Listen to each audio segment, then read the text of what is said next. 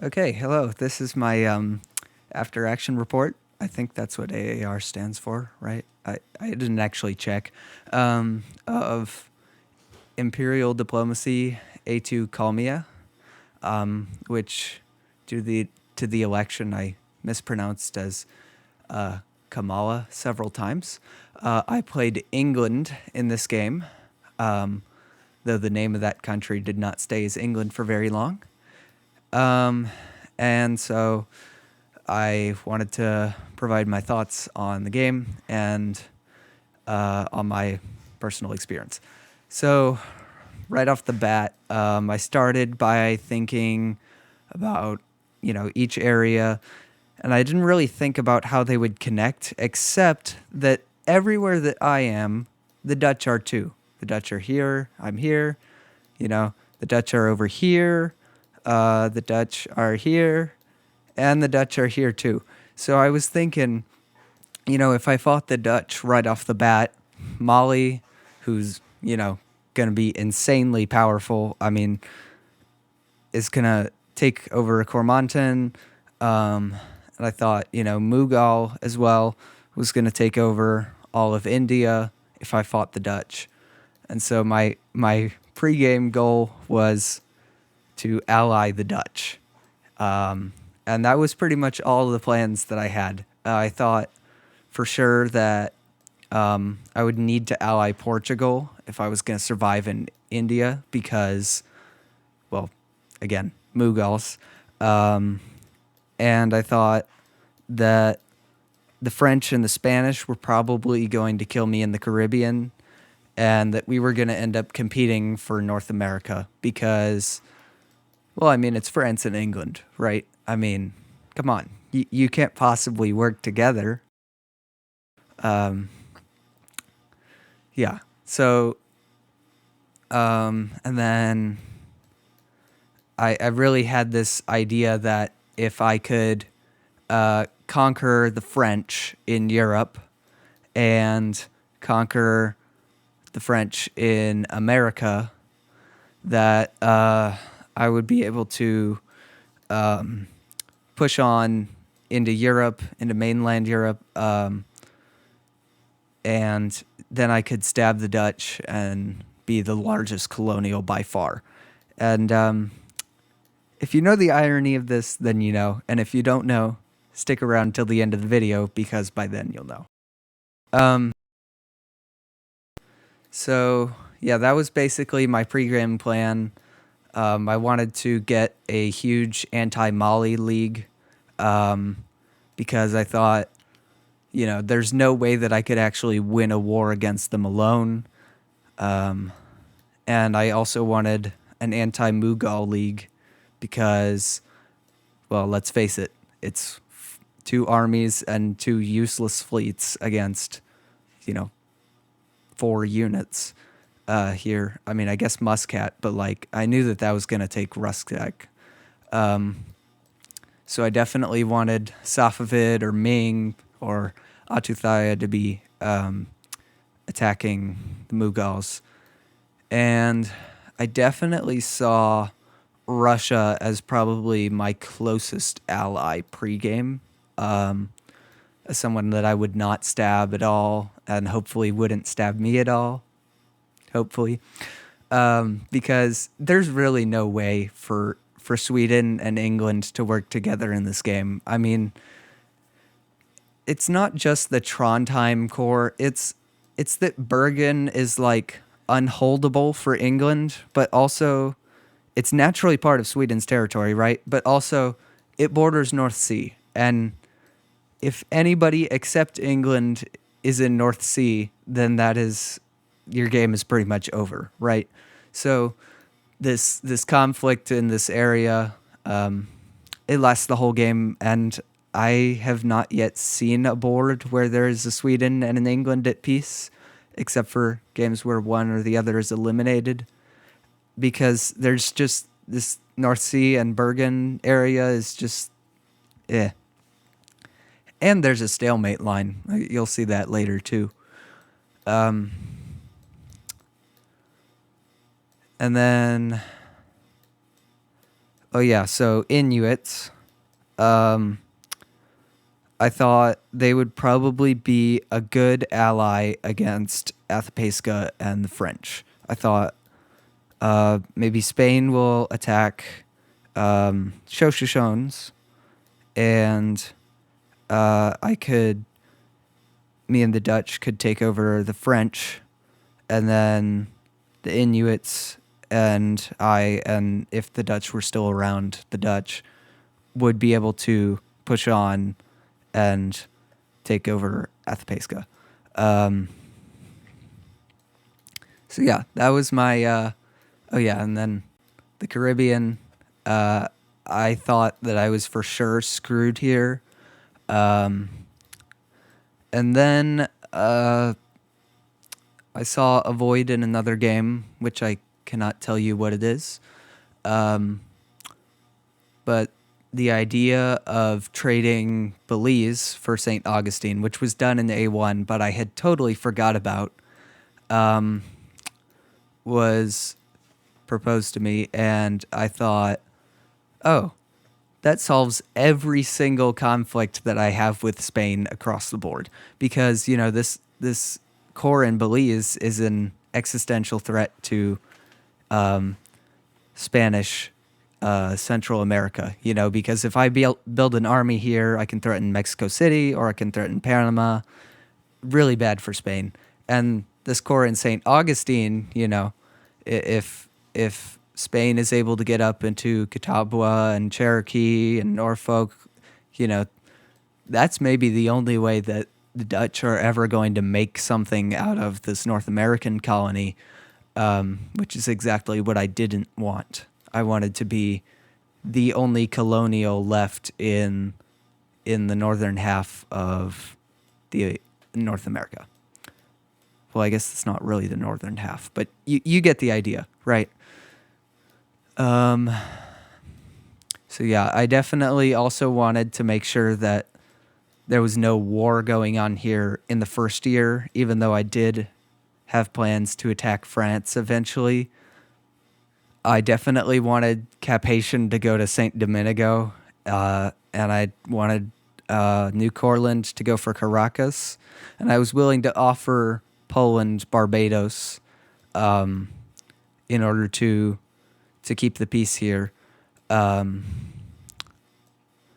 so I thought I would be able to get a coalition going against the French, and that would, propel me into Europe. And I would also be able to use those builds to contest Scandinavia. And then once that happened, I would be able to wrap around the Dutch and surround them. And then I would be able to have a massive stab. The only powers that I really couldn't see myself working with, though, were Sweden, Mali, and Mughal. And Sweden, I think I already discussed. North Sea is just super broken, and it's a mess. That needs to be fixed, I think, in A3, this area right here. Either Sweden is ridiculously powerful, or it's a stalemate. There's no way around it. And then Mali and Mughal, it's the same situation but mirrored. You have an extremely small colony next to a large regional, and if they want to kill you, they have the power to kill you. Like there's no way around that. And you pretty much have to work with either someone who is probably going to stab you later than in the regional, or you have to work with a colonial who might not be aligned with you on other parts of the board. So that was my pre-game plan. I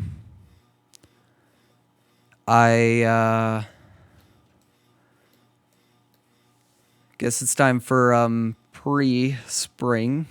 So whenever countries got announced, the first thing that I noticed was that Ash Lyell was playing Mali, and I read his void in A1. He was Spain, and that game didn't go very well for him. But Flair said something in the public square that he expected Ash to win the game.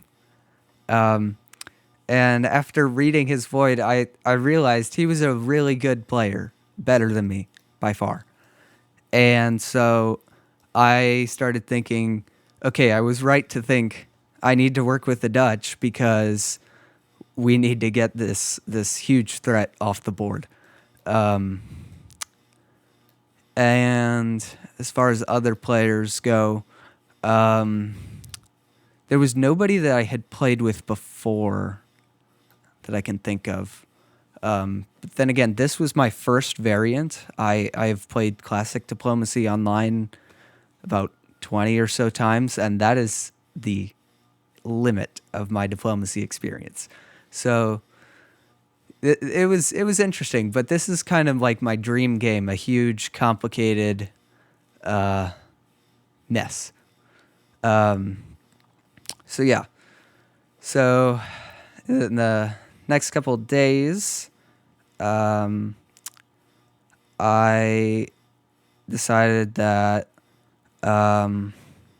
that I was gonna try and stick with this plan, and yeah, I researched a lot of the players. I saw a username who played Sweden had a really good void in A1. He played as, I think, Ming. Don't quote me on that. But it doesn't really change the fact that there is no cooperation here. Like it does not work. This area is designed to set England and Sweden against each other, and so that was taking away from my plans to attack France, because you can't have enough fleets to do both in the first year. So yeah, that was unfortunate. Okay, so then press opened, and the first thing that I did was I sent pre-prepared messages to most people. And I wanted to talk to the Dutch first, obviously, because that's, the big thing. And he basically agreed to everything that I proposed to him, and then went to sleep about an hour later. And the lack of feedback, the lack of pushback, whenever I make a deal, I'm making it to benefit me and to benefit you some, right? Like that's the way that diplomacy works. And the fact that he wasn't questioning anything was a little suspicious. So then, while I was sending all these pre-prepared messages, France was the only country who messaged me before I got to message them in the first hour of press. And he sends me this long message that's basically, colonials always fight, and I want to have the antithesis of that, which is a colonial alliance for the entire game. And I'm like, cool, okay. Yeah, sure, let's not attack each other. And that sounds like an interesting idea. And I'll get back to you on that. And so then I start talking to the rest of the board. Spain basically blanket agrees to the trade of Belize for St. Augustine.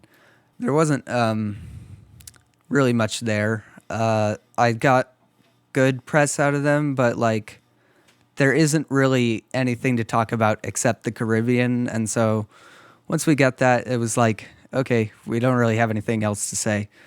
And then Portugal was played by Strongberry, and he has a tactic that he calls the nice diplomacy guy.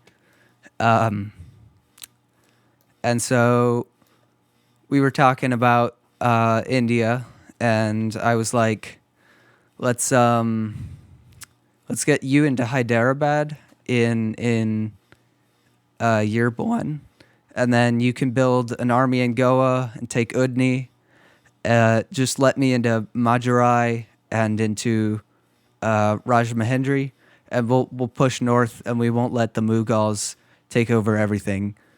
And he's a really easy guy to work with, really nice, and so that turned off some players, like the Mughals, for example, thought that it was suspicious that he was so nice. But I was talking to Molly, and I'll go over that later. But he was like, Strongberry's the most trustworthy guy ever, and so I was like, okay, there is no reason for me to stab him at any point in the near future. So yeah, we made the agreements that he would get like everything this way, and I would take everything on the East Coast, and we would push north and take Delhi. And we also got the Safavids to agree to help with this, attacking the Mughals, which was great. But Atuthaya, we could not reach in that way. And so you'll see they ended up forming a really, really strong alliance that lasted for basically the entire game. So that was unfortunate. And then also, because this is just my general strategy, I talked to every single power on the board year one, including people that I'm planning to attack. I mean, why would you not, right? And so I'm telling Mughals, hey, there's no way that I win a fight against you, so we should kill Portugal together. And they're like, yeah,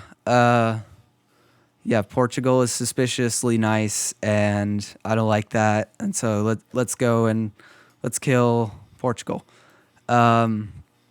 So yeah, we agreed that I would have Rajahmahendri and Gondwana and Orissa would be DMZs, and Andhra Coast, which really is the key to holding on to English Indian colony, would be my territory, and Bay of Bengal would be theirs. And yeah, one of the things that I told the Dutch was, Andaman Islands is guaranteed if you move Batavia to Sumatra and Ceylon to Gulf of Ceylon. And yeah, he agreed to that. So that was good. So I had planned to move Madras to Polygar and then to Madurai, then send Ceylon east and send Cochin to Maldives. And that ended up working out. And I jokingly proposed to the Mughals that I take Surat, and they surprisingly agreed to let me have it at some point in the future. I'm not sure if that would have been followed through on, but it was funny. I'm not really sure why that's still a pre-core. I think it's because in A1 England had a starting center there, but I'm not entirely sure because I didn't play in A1. Yeah, so that was India. And then very, very similar story here with Mali. So Portugal and Mali had played together, and that's where I got the information that Portugal was just playing nice, basically. I was playing both sides of this because I knew that I needed to keep the option of stabbing the Dutch on the table.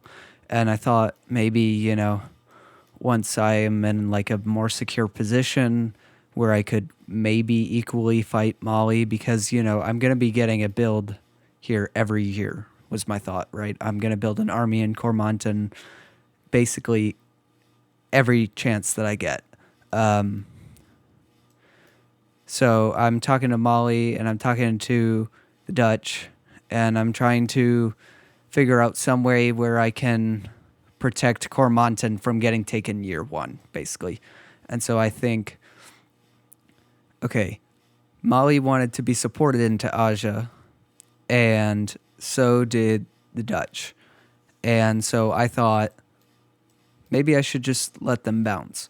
But if that happened, then I would get the Dutch fleet in Amsterdam coming after me, and I would be locked into an alliance with France.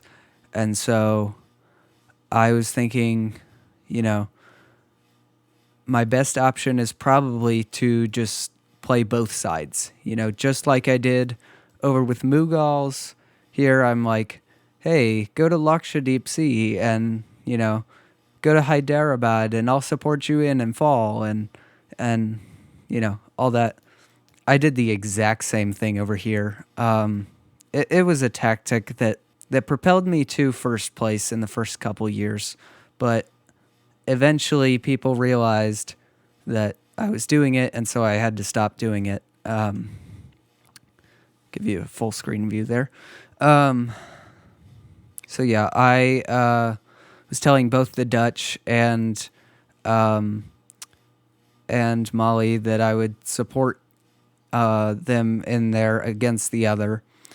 And I very seriously considered just letting them bounce and walking into Jiamen because I thought, you know, this way nobody gets Aja and I'm in a better position to defend myself against Mali. You know, I can probably bounce Luma or Sanufo, or maybe Niani and Great Ardra will just bounce themselves in fall again. Ultimately, I ended up deciding to support the Dutch into Aja because I was afraid that Ash would win the game. And I know this is ridiculous that I was thinking about impunity in year one, but I was. And, you know, I said he's probably the biggest threat to solo on this board. And so I thought if I can just slow him down, I don't have to kill him, but if I can, you know, take Niani eventually, or if I can just stop him from doubling, right? Maybe he won't. Maybe he won't win. Totally illogical, but that was how I was thinking about it. And I was also talking to Poland because they're in the exact same situation that I am. They're, you know, bordering another larger colonial. You know, the Dutch are larger than I am in Africa, and the Portuguese are larger than the Polish are, and they also border Mali. So we're basically inverted here. And, you know, I was saying, like, don't let your guard down. You know, we can take on Mali, the four of us together, but Portugal was not in.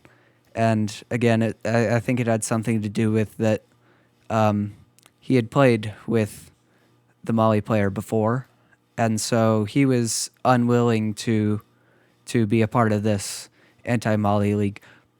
On the other hand, Congo, who I really did not anticipate would be such a big part of my game, but did, was very interested in the anti-Mali league.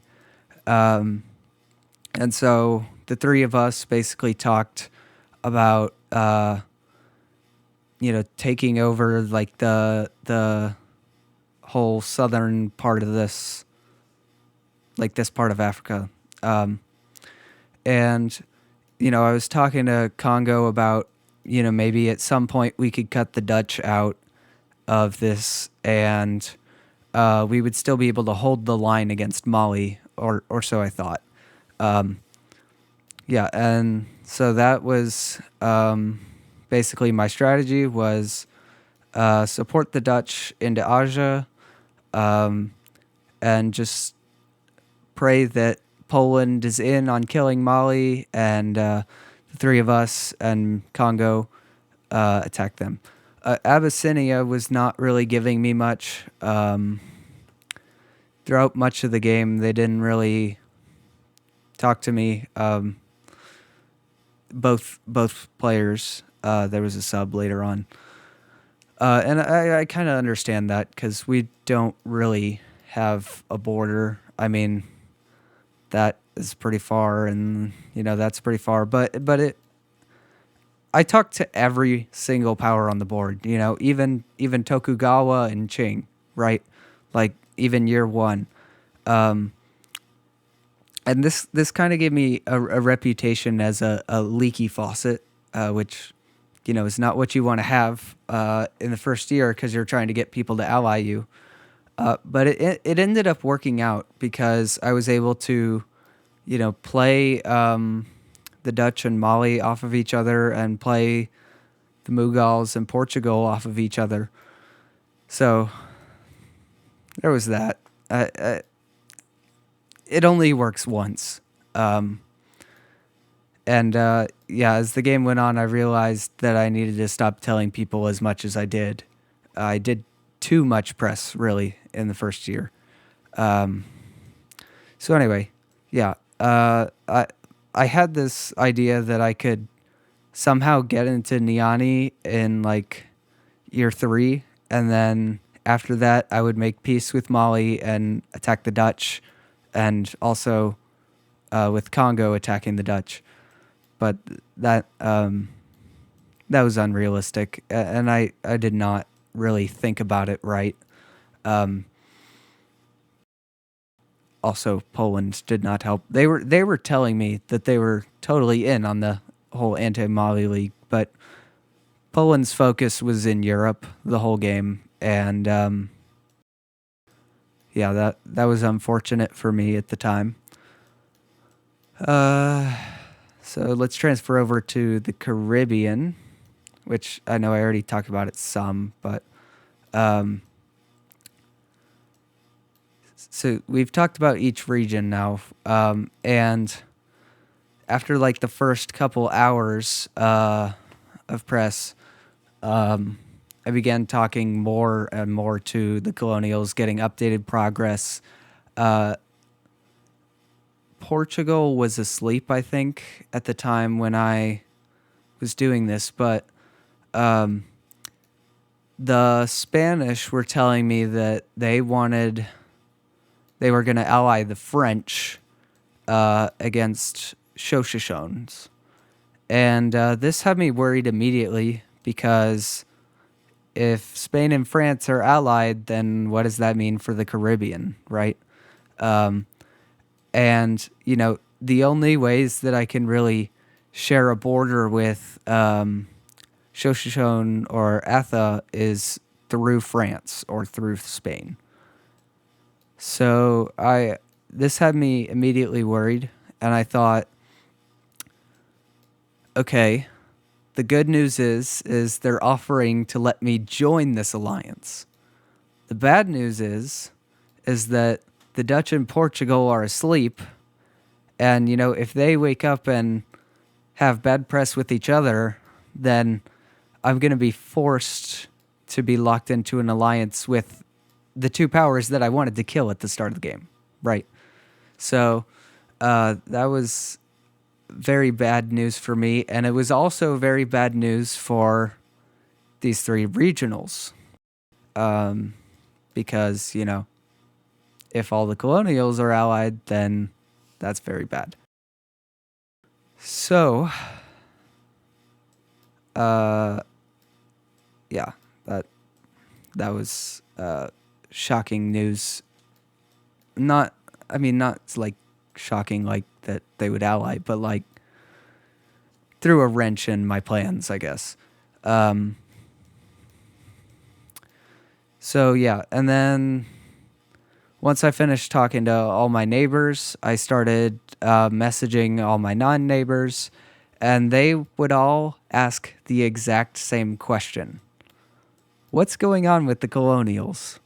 What are your relations with France? What are your relations with the Dutch, Spain, Portugal? And so I had 2 pre-prepared answers that I gave to literally everyone. It was, France and Spain are allied, and I'm not sure what to do. And Portugal is asleep.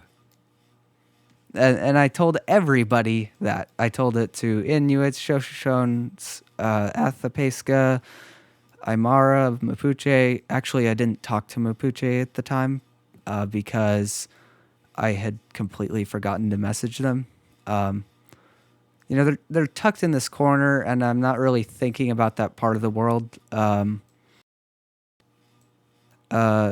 told that to Achuthaya and Ming. Actually, I didn't tell that to Ming. So the Ming player, that brings up a story. The Ming player was cosplaying as the Emperor, and the first question that he asked me was, "Who do you see as the rightful owner of the Mandate of Heaven?" And I mistakenly told him that Heaven had declared that there would be two Chinas, the Ming and the Qing. And that did not set us off on the right foot. I was thrown out of the palace, and it took a while to repair the relations there. I eventually did, but I really enjoyed this Ming's form of communication. Yeah. So speaking of this area, from Russia and Tokugawa, I heard that there was a big anti-Qing coalition forming. And yeah, if you know the irony of that, then you know. But yeah, I realized my mistake pretty much as soon as I had said it. But I didn't really think about this region much at the start because it's pretty much the Pacific is the only area where England doesn't have any colonies.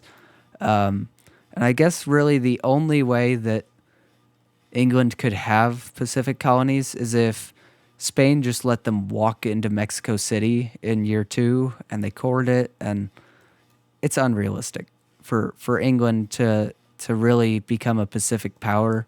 I mean, you would have to have a huge India, or you would have to do really well in the Caribbean, and both of those are unrealistic. Which is fine. You don't need to be everywhere as a colonial. Otherwise, you'll end up like the Dutch or Portugal, who need buffs because their capitals are completely exposed. It's very difficult to have a large Portugal or a large Dutch in Europe. Not that it doesn't happen, but it's a serious disadvantage compared to the big three colonials here.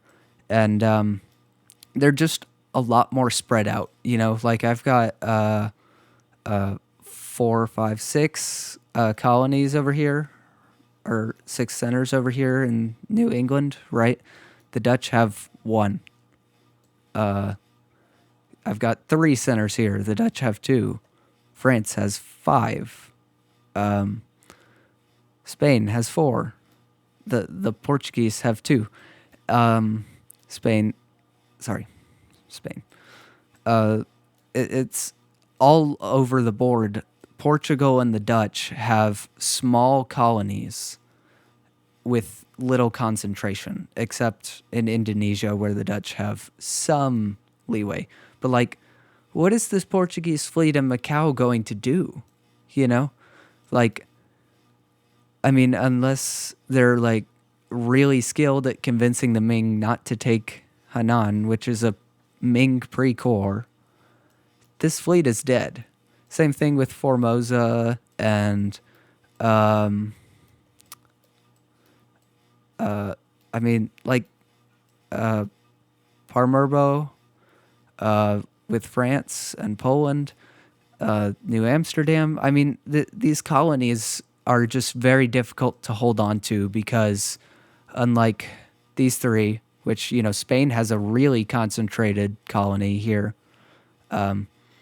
it's very, very difficult to hold on to. And I think that needs to be changed in A3 to where the Dutch and Portugal have more concentrated colonies instead of I have a colony in every region. Okay, nobody cares. Like it's and it shows on the newspaper. Like every year it's, oh, there's a Portugal and a Dutch that are close to the top, and also the rest of them are all at the bottom, and it's because their colonies aren't concentrated. So anyway, long rant aside. So I'm telling basically everybody on the board that France and Spain are allied, and unfortunately, the first Ottoman Sultan was not particularly keen in terms of diplomacy skill. It was very frustrating that, France and Spain are, the Med powers in opposition to the Ottomans, but the Ottomans were basically giving me nothing. And I talked to all of the Ottoman neighbors, and not a single one told me, oh, yeah, I really would like to have an alliance with them. Poland was like, I'm kind of neutral. Austria was like, yeah, they're not good. Safavid didn't like them. Abyssinia, that was the one thing that they told me they weren't interested in attacking them because everybody else was already going to do it. And Mali was sort of, he said, talking to the Ottoman is like talking to a brick wall. So I figured pretty early on that unfortunately the Ottomans would be dying, which it really is unfortunate because they border a lot of the countries that I don't want to do well, like Spain, right? If Spain does really well, then that's bad for the Caribbean. Or like Mali, which I don't even feel I need to explain that one. Like Austria, if I take over France, right? Austria is going to be very large. They're going to have this, the wheel of Bavaria, right? And they're going to be pushing west. So it was very unfortunate for me that the Ottomans were struggling. So, oh yeah, and then the last couple things. I told Sweden that I was open to peace, and I was, because I didn't really realize how the tactical situation would play out up here. It's not realistic to have a Sweden and an England work together in A2. But I thought, maybe this will work. So I said, I'm going to move Oxford to Wales so that you know that I'm not convoying the army into Bergen. I definitely wanted to bounce the English Channel with France because I thought, okay, France and the Dutch have both told me they want to work with me and against the other. But, if they're lying, I don't want it to be possible for them to take London. So I said, I'll just bounce English Channel using Plymouth, send London to North Sea. Worst case scenario, the Dutch get into Southern Bight, and I have to cover London with North Sea. But I didn't think that would happen, and it didn't. And then I also, not only did I trade Belize for St. Augustine, but also I wanted to trade Port Royal for St. Anthony and St. John's. And I don't know why I agreed to a 2-1, but I was thinking, it doesn't really make sense. I didn't want to attack the Inuit. I had made a DMZ in the Greenland Sea with Inuit and with Russia. And so I was like, Bratahalid is going to be difficult to hold on to if I attack the Inuits, and I don't want to do that. But France was very interested in attacking the Inuits. So I was like, I'll get out of their way, and I'll also control everything in Massachusetts Bay, which, it would be very bad if I left this as a French corps. right? Because, I mean, it borders Bermuda, it borders Boston, it borders Portland. I mean, that would be a disaster. So that didn't end up happening in the first couple of years, but there was plans to do that. And then I was also told by France that eventually I would get Cap-Haitian because it was a big threat to my Caribbean holdings. Yeah. So, I think it's time for spring moves. I can't think of anything else that I need to talk about, really. Okay. So, here we are. So, spring moves. Very first turn. Knew nothing until now. So, let's start with Europe, I guess. The French move to Ghent, I kind of expected it. I had heard from both the Dutch and the French and the Spanish that France and the Dutch were not really liking each other. But the Dutch told me they were like, that was like my one demand was, don't take Ghent. And so I was like jumping up and down for joy because I had got my two main neighbors to fight. Yeah. So I was not overjoyed, however, to see Porto hold. And that's just because I saw France and Portugal as needing to fight.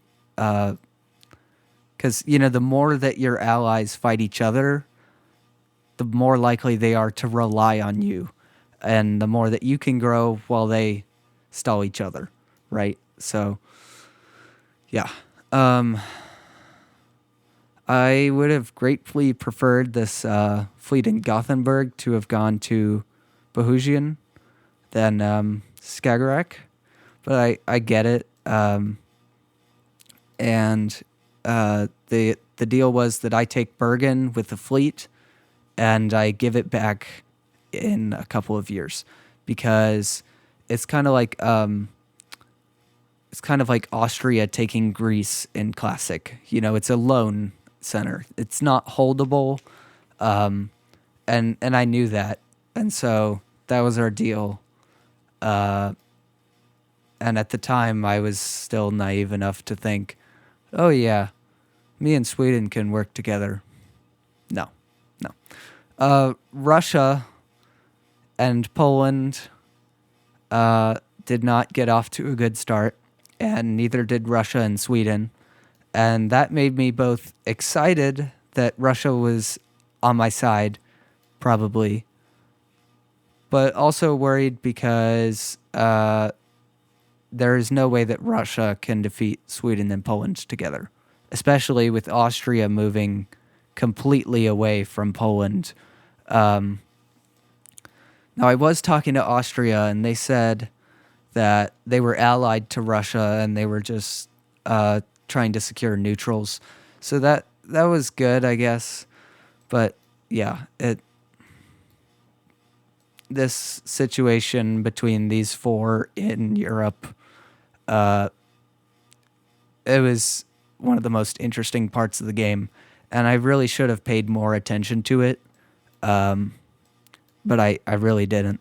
And then, so let's move on to North America.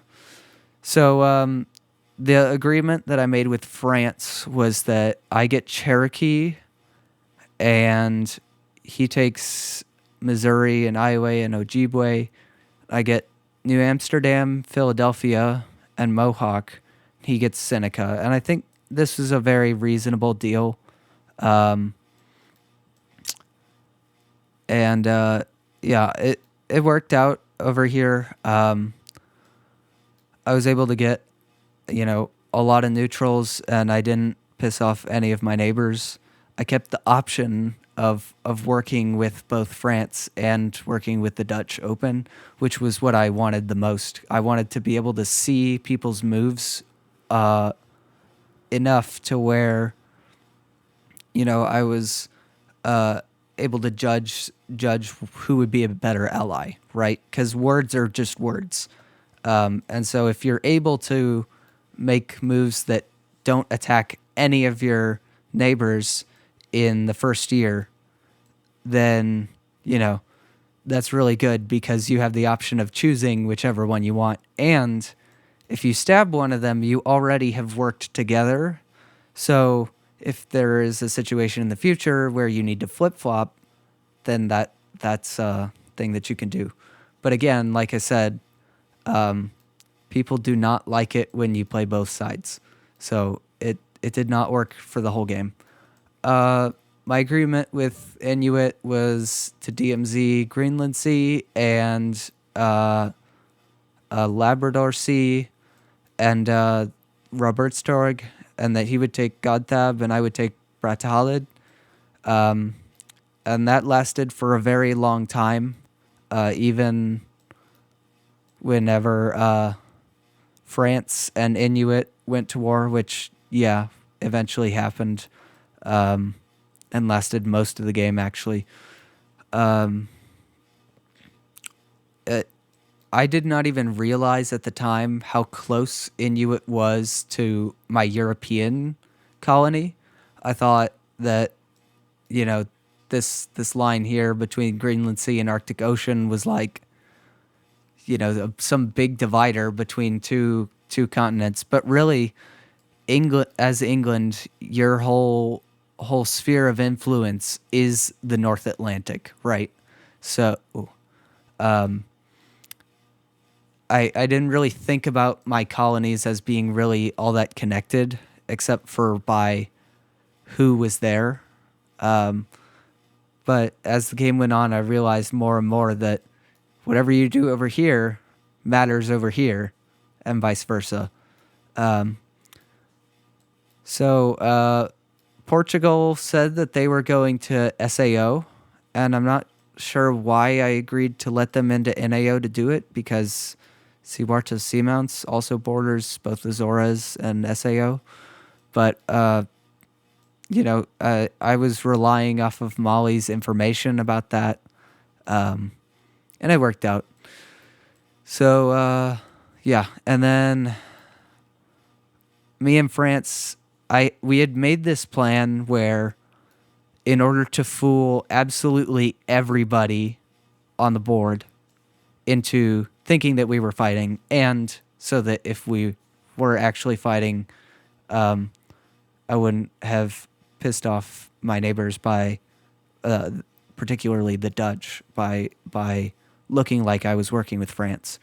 We decided to pretend to fight, and so that's what the English channel bounce was. That's what the move to Kapox Millis was, and the one that I did not like was Antilles Current, because that one was an actual legitimate threat to take Bahamas.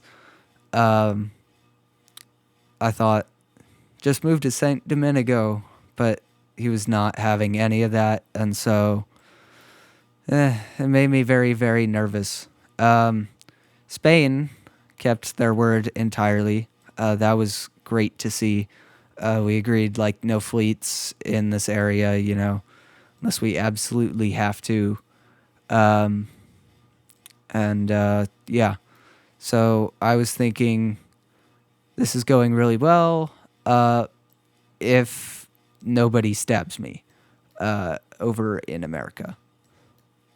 And then Poland moving to Caracas, that was also really great to see, because had the fleet gone to Barbados first, that doesn't exactly bode well for us working together. And then the Athapesca and Inuit and Shoshone had apparently made a triple alliance. And I suspect that this is because I told everybody that France and Spain were allied. And so they thought, okay, well, if it's these two against us, then, we've got to make a triple to counter it. And I'm sure that I wasn't the only one who told them that, because, I told all the people across the whole board that France and Spain were allied. And so they were all like, I assume, telling these countries that as well. But they had a miscalculation that was mostly my fault, and that was that they thought me and the Dutch would attack the French, and that they would be able to attack me next. If you know, you know. And then let's go to Africa. So this, I was also jumping up and down for joy with this one. And Mali was plotting my demise for like the next 2 years. He was very, very angry about the support, and I played both of them completely.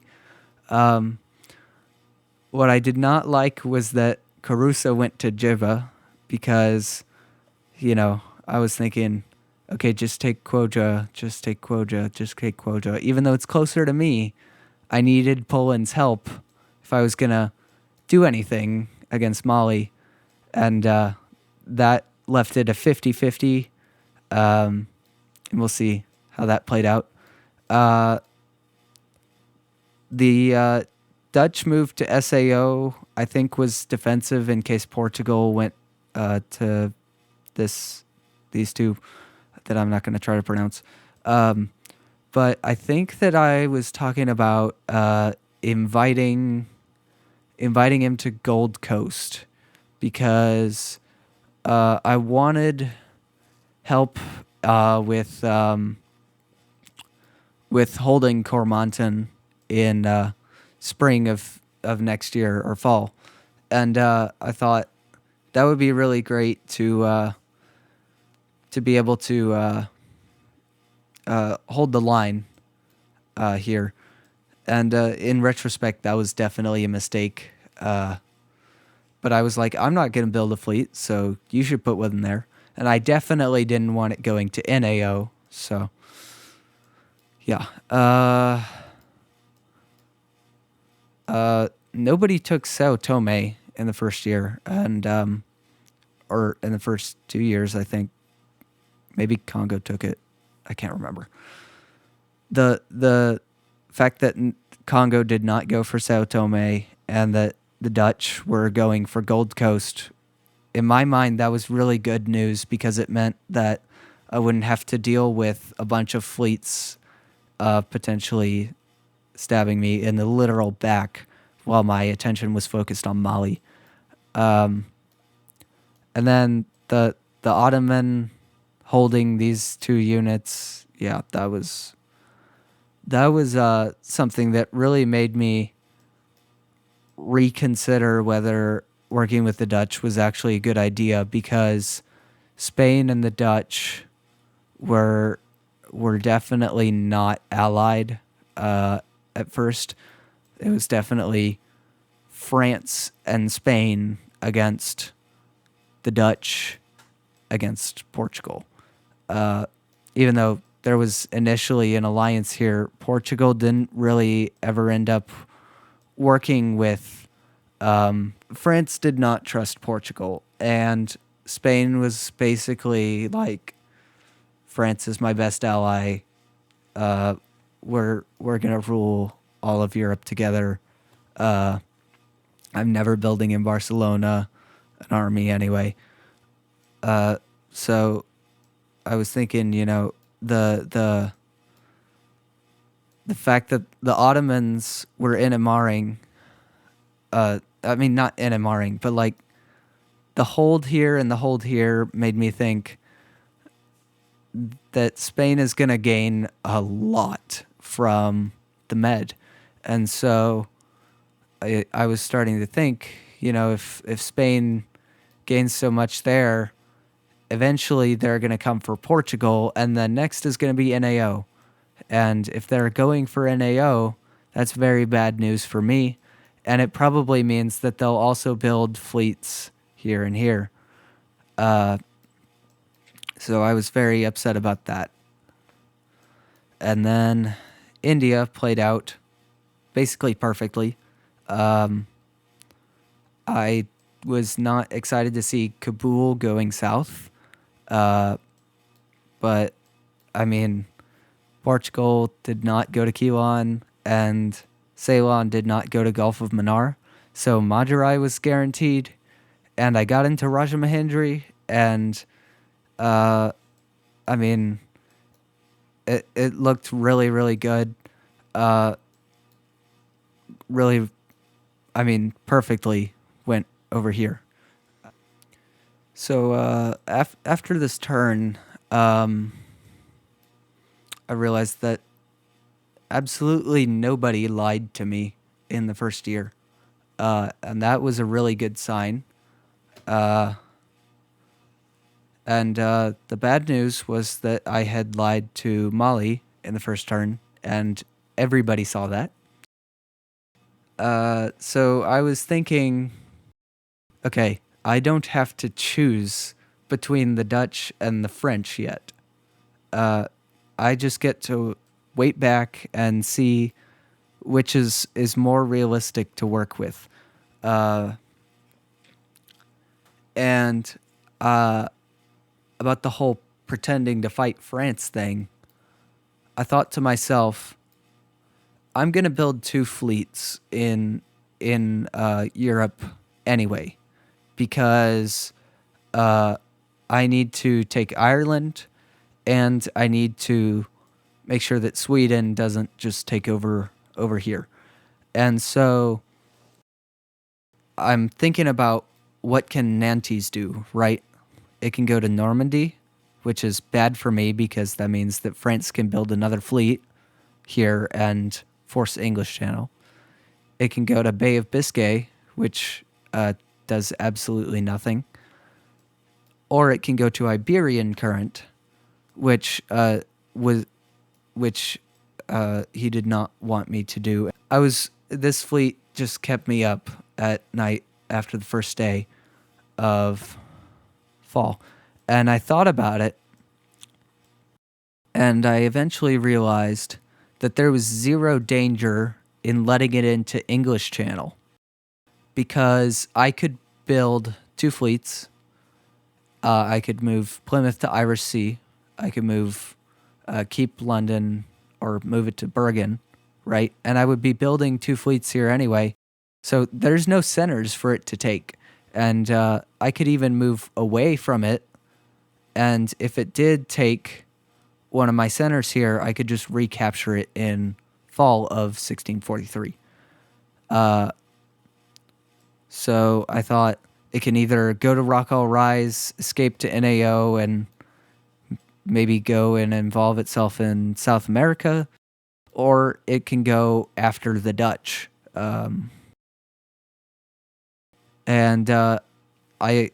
it also made me think, okay, if it's going to be me and Spain and France against these North American regionals, if France moves to English Channel, then I'll have a really great pitch to attack France with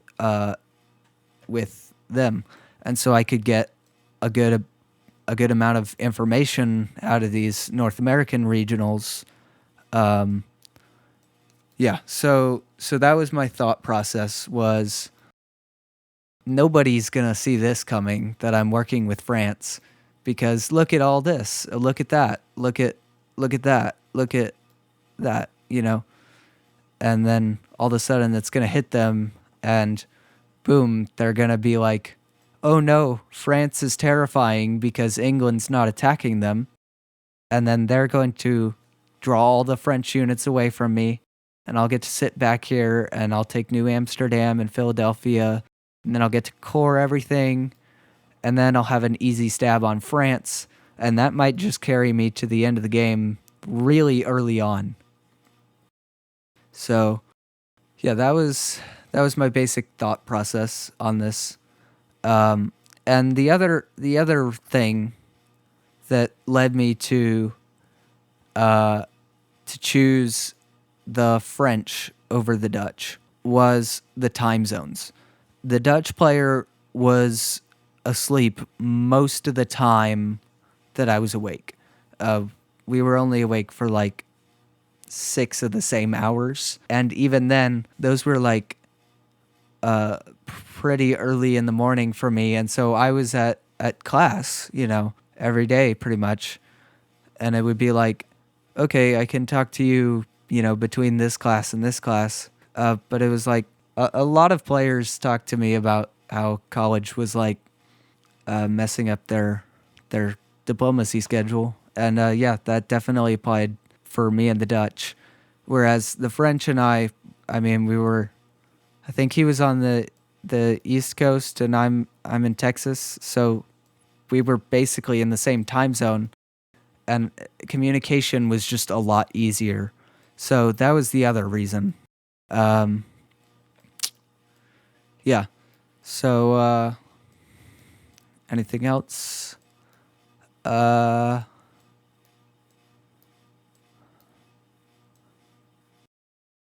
think that's it. Let's move on to retreats. Were there any retreats? I don't see any. I mean, very few countries actually border each other to start off with, so. Yeah, I don't see any retreats. Okay, time for fall. So basically everything that I predicted happened. The Dutch just let the French into Amsterdam, which really made me think, oh, I made the right choice. And at the same time, it made me think, oh, France is collecting European capitals. It was kind of a mixed reaction. Austria was very, very worried about the French taking Amsterdam. Obviously, the Dutch were worried, and they were like, help me back into Amsterdam. And I was like, sure.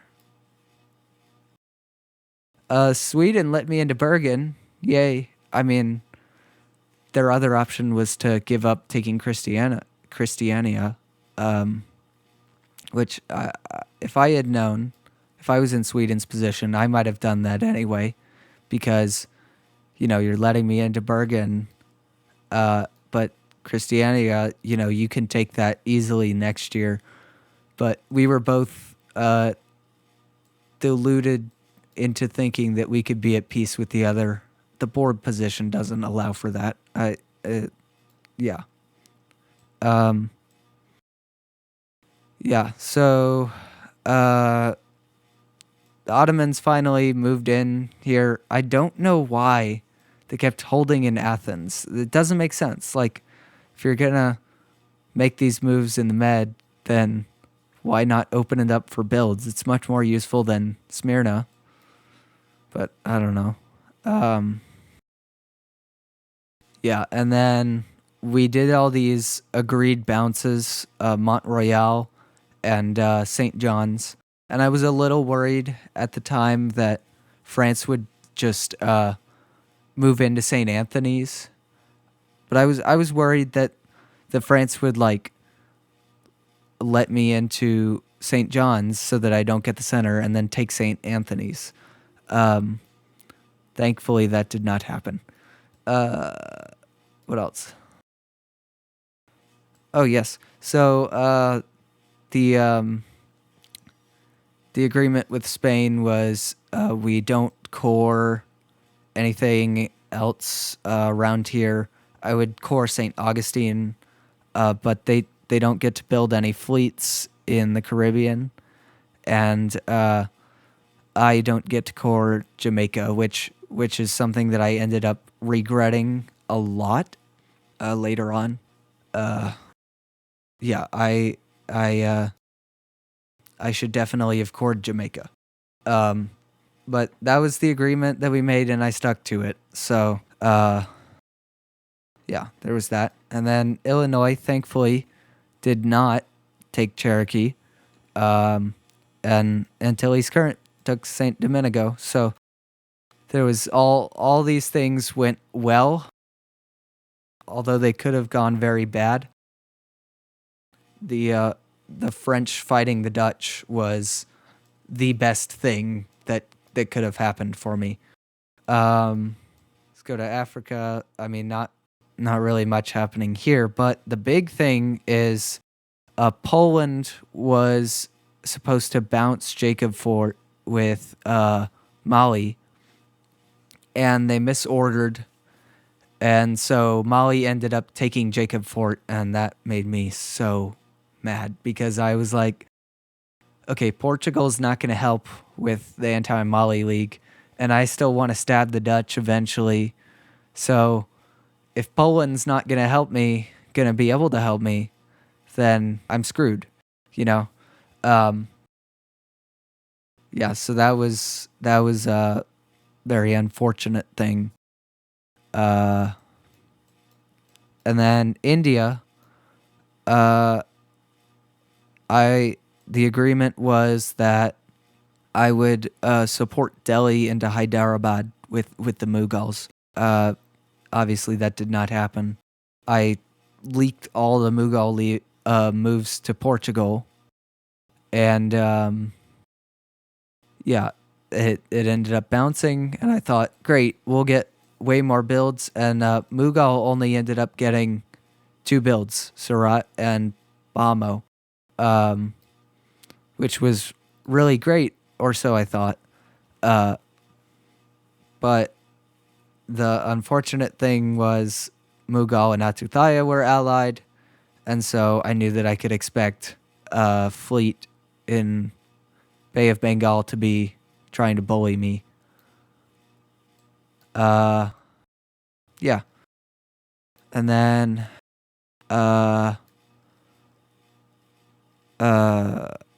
so Russia realized that they were not going to be able to defeat Poland and Sweden at the same time. And so they, thankfully, chose to attack Sweden instead of Poland. And Poland was a very timid player. He seemed to be like the type of guy who only wanted one enemy on a front at a time. So he was totally okay with doing this. And yeah, the Russian moves here were very good for me. Yeah.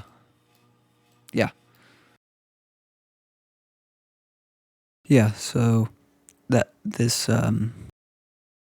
snipe of Helsingfors was really great. And also good to see was Safavid, who I was pretty sure that I had gotten on side against the Mughals. We're supporting the Russians into Tizbili. I'm not sure how to pronounce that. That was a really great thing to see. Unfortunately, they did not have such a great relationship for a very long time, and I tried to work with them for a very long time, and that ended up coming back to bite me. I feel like there's not really much else to talk about. Once the spring moves in the first year are made, there's, you're pretty committed to doing whatever it is that you're doing in fall. So yeah, let's move on to builds, and that's the real first turn of the game, right? Because like everybody is gonna, grab neutrals in the first year, but it's your builds that are gonna show, what it is that you actually plan on doing. We do not have a leaderboard here. Okay. I believe I was plus 12 or plus 11. Okay.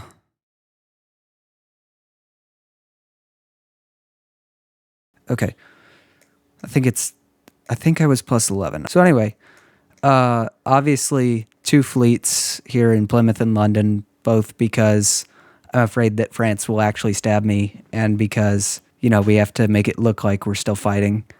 Yeah, So that was very important. I also wanted to send Irish Sea to Iceland Basin because I thought, okay, well, I may have DMZ'd Greenland Sea, but this Russian fleet is right next to it, and uh, you know, Inuit is also going to have a fleet right there. So, I want to get rid of that, or I want to take Iceland as soon as possible, and Ireland is mine anyway. So, um, and then some other things. Uh, Obviously, Fleet Madras was going to happen. Uh, I really needed it because Andhra Coast is such an important province to be in for England, and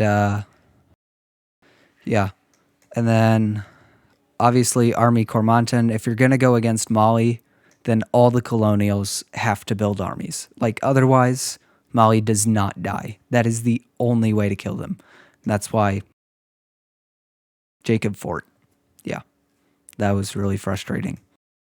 And then also, that.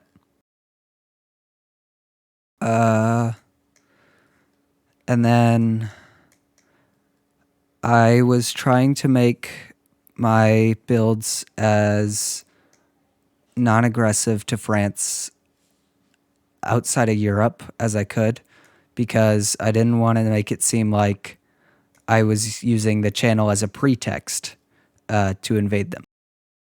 And so I think that I ended up agreeing to no fleet in St. John's. And this was in exchange for eventually giving it up, but getting Port Royal in return. And the reason for that is I see NAO is kind of like my territory here, right? I've got Barbuda, I've got Bahamas, I've got all this, right? And then there's Massachusetts Bay, and I'm not going to build any fleets here. And, well, I think I did end up building Fleet Bermuda just because I had so many builds. But I really was like, if he builds a fleet in Port Royal, I'm screwed. Because Portland, Boston, this area is screwed if he gets enough fleets here. So no Port Royal. That was like a big, big thing. And then I tried to get no Army Amsterdam out of the Dutch unsuccessfully.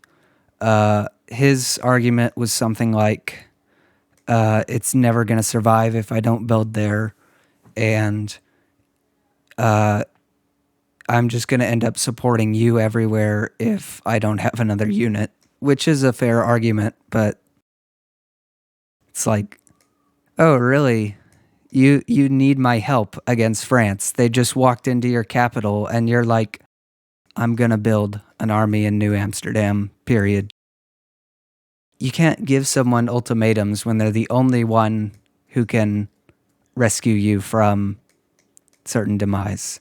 And that's really what's so difficult about Netherlands and Portugal is France, England, and Spain can stab you whenever they want. And it's free. It's an easy stab, and it works every time. What else? Oh yeah. No builds from Spain on this in the Caribbean was a very, very big one for me. Because they've already got two, and they've got 3 cores here, and no coring Belize was also a thing. Yeah, the Caribbean, we all played it very wrong at the start here, and it worked as an alliance, but that this would never have happened in an expert game, I feel like. So yeah. Oops. Well, we might as well talk about builds.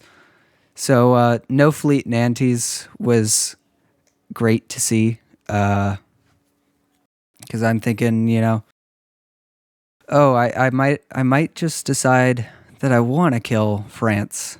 And the issue with that, with actually following through and killing France here, is North Sea.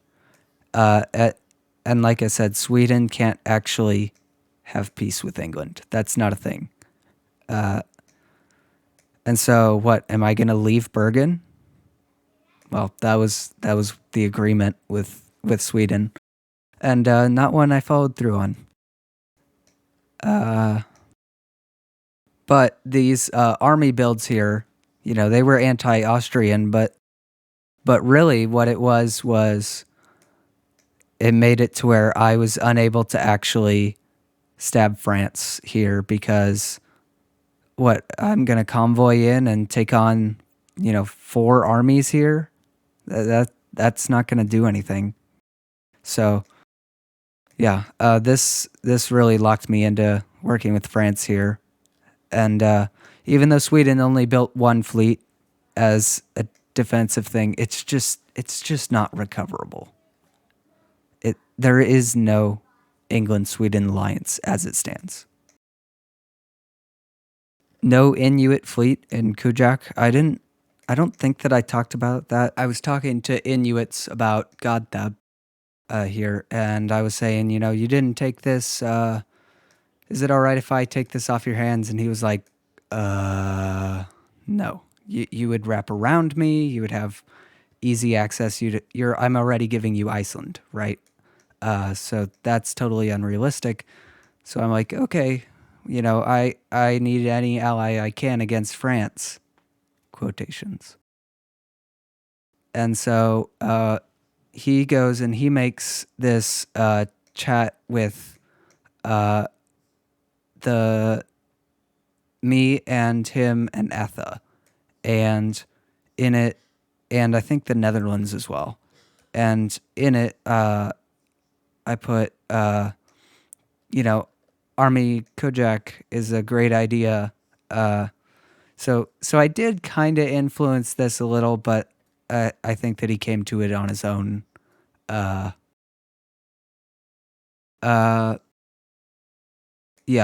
intentionally left Portland covered up so that France wouldn't feel threatened. And, that obviously this line of armies was concerning. But I felt like I was building enough that, as long as I was attacking the Netherlands legitimately, I was probably good. And so, yeah, I thought, Seneca will be able to help me here. I'll have Mohawk going to Oneida. I'll have Boston going to Connecticut. I'll have Norfolk going to Maryland. It'll be an easy stab. And eventually I'll be able to take Cherokee.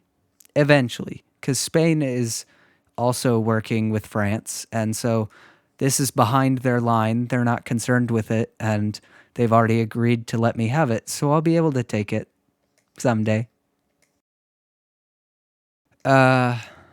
And then Fleet Bahamas, I was like, me and Spain worked things out, but also they've already got 2 fleets. And so if they build another one in Panama North Coast, it'll be a very bad situation for me. And, theirs and France's alliance is very strong. And I already knew about fleet capation. So that was another consideration was, I can't just leave Bahamas open for, the move to Antilles Current and then there. And then Barbuda, this was mainly an anti-Polish move, disguised, really, as anti-French because of Guiana Current. I frequently built in Barbuda, and one thing that always held me back about attacking Poland, because they weren't able to help with the anti-Mali League, right? So I have an excuse to attack them now, is Austria. and France and Austria were constantly at war, and Poland and Austria were also constantly in war because even though Poland had decided to make peace with Russia because they didn't want to fight a two-front war, they were already Austria and Russia had already formed a really, really good alliance. And so Poland was on the Swedish side, just not fighting here. And so they also ended up fighting with Austria a lot. And so France and Poland were allied against Austria and Russia here, which was a problem because I was trying to ally France and Russia and not Poland. So I got held back a couple of times thinking, oh, this is going to be the one. I'm going to take Barbados. And then that did not happen. No Fleet Bermuda. This was definitely a mistake in hindsight. If France had built a fleet in Port Royal, I would have been so screwed here. But I felt like, oh, I've got Bahamas, I've got Barbuda, I can respond. No. If France had said to the Netherlands, I'll give you your capital back, which I knew was not going to happen because they hated each other throughout this game. Like at some point, France cored Amsterdam because he, quote, didn't want to see orange in Europe. So I knew that wasn't going to happen, but tactically, no Fleet Bermuda was definitely a mistake here, especially since I also didn't build in St. John's. And yeah, I'm not proud of that. But, with Spain not building here, the Caribbean was going decently well. It's just I could have played it better. I played it more to the players than I did to the actual board position, which works in a mixed game. But if this was an expert game, I would not have done well here. I probably would have been stabbed. Yeah, Mali builds 3 armies, not like they had any other choice. Army Great Ardra was also greatly annoying. I wanted him to push against Mali, but also I was looking to stab the Dutch this year. So, another build here is not great. And then Fernando Po is just super open for Congo. And, this fleet in Soyo, where it's going to go? Sao Tome. So that's going to be, I'm going to share a border with Congo now. And the Netherlands just did not see this coming at all. And then I seriously debated 2 fleets here in India. I also seriously debated 2 armies. I don't remember why. That would have been a really dumb decision. But I realized it after in moves. I didn't talk about this earlier. But I could have moved to Gondwana, and I didn't. And I wanted the center. I wanted to be, not falling behind the other colonials. But in hindsight, I knew what Mughal was doing. I knew that this bounce in Hyderabad wasn't gonna matter. I should have gone to Gondwana. I think that would have been a better play. And so I guess the reason why I built Army Masuli Patam. So I'm not finding in my void what spurred on this army in Masuli Patam. But I think the one issue that I really have with the way that India laid out is that Madras doesn't border Gulf of Mannar. And so both of England's corps border the same, only border one sea tile, and it's the same sea tile for both of them. And that's Andhra Coast.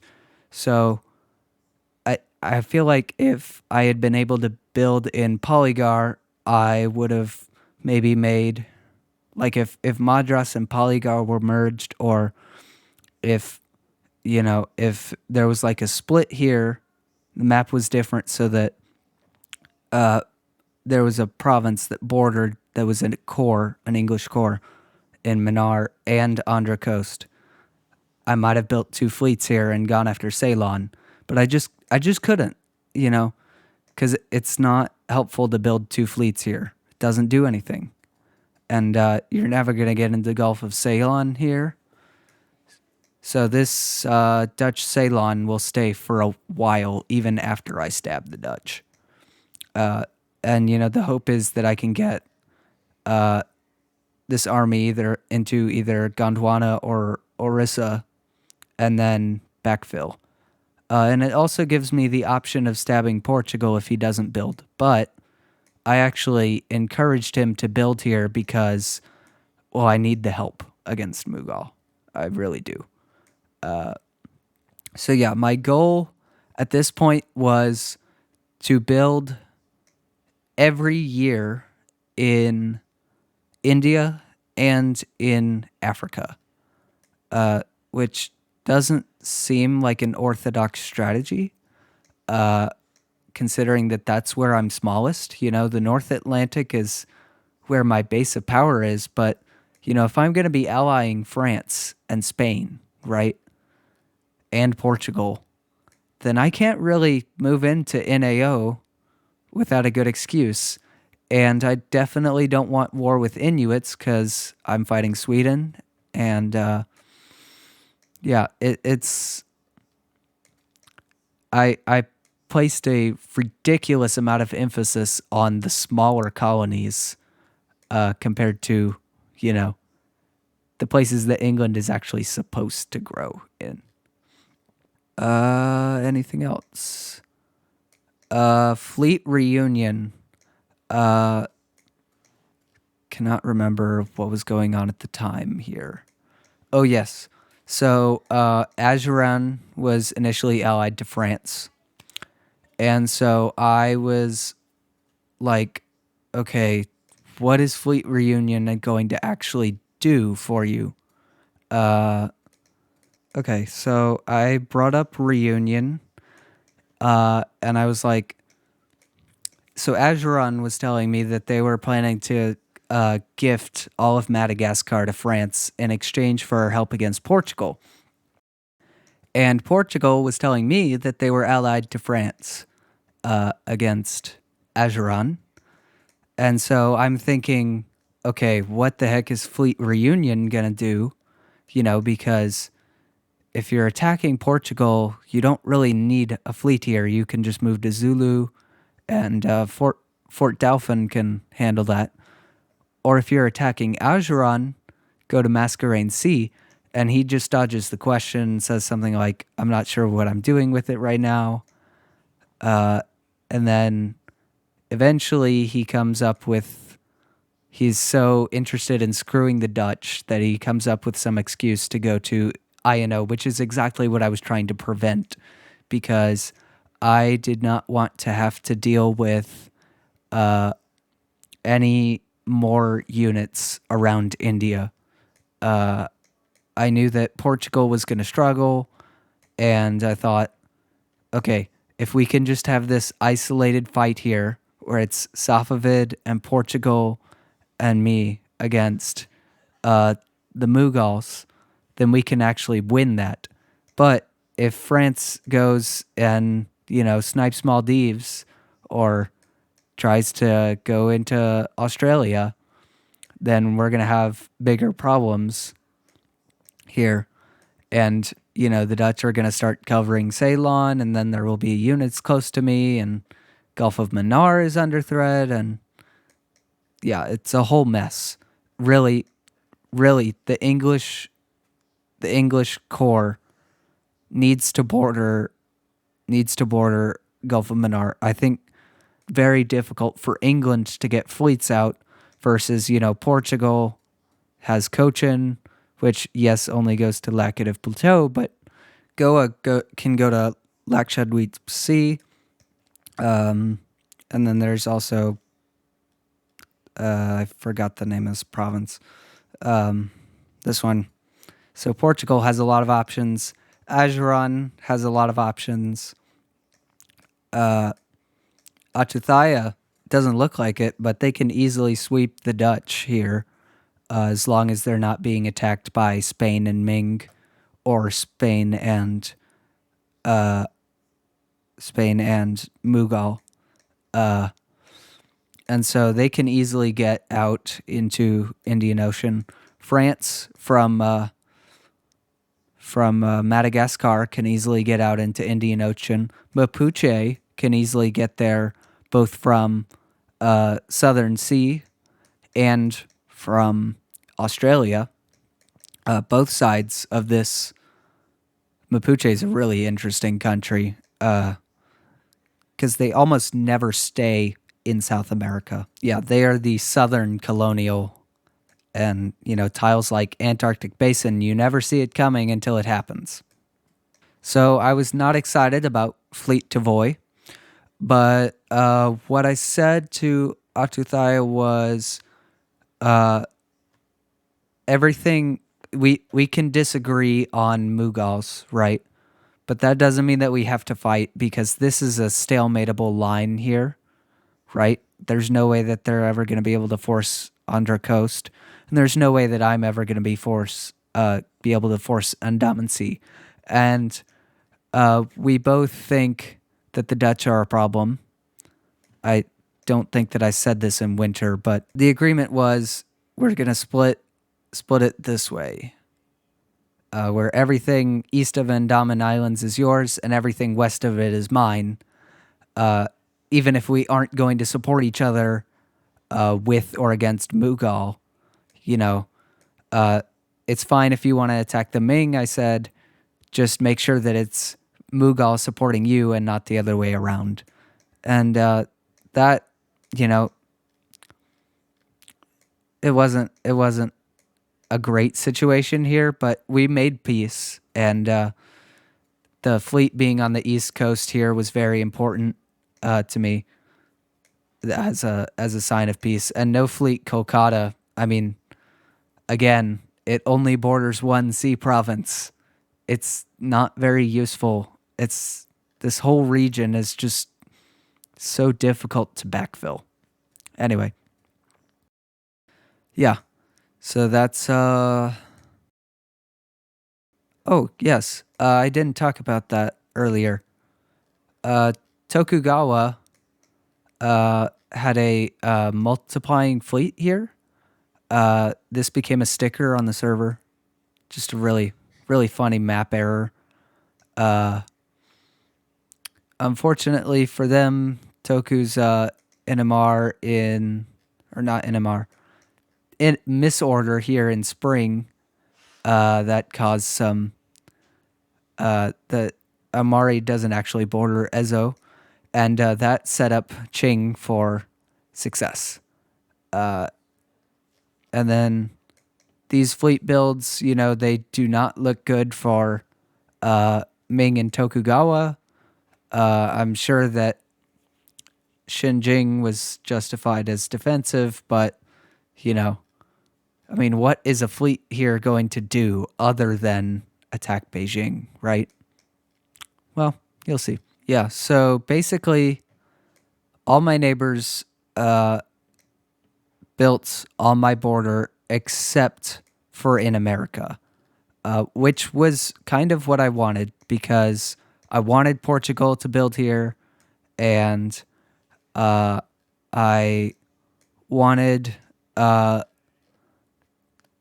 I didn't really want the Dutch to build here. That was, yeah.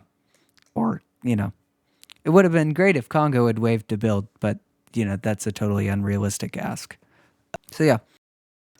Good turn. I'm still feeling great. I'm not at the top of the board, I don't think.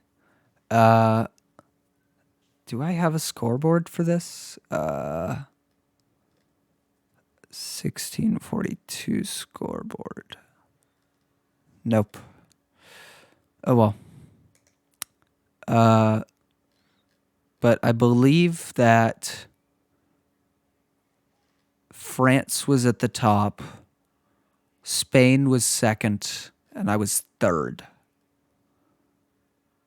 Yeah.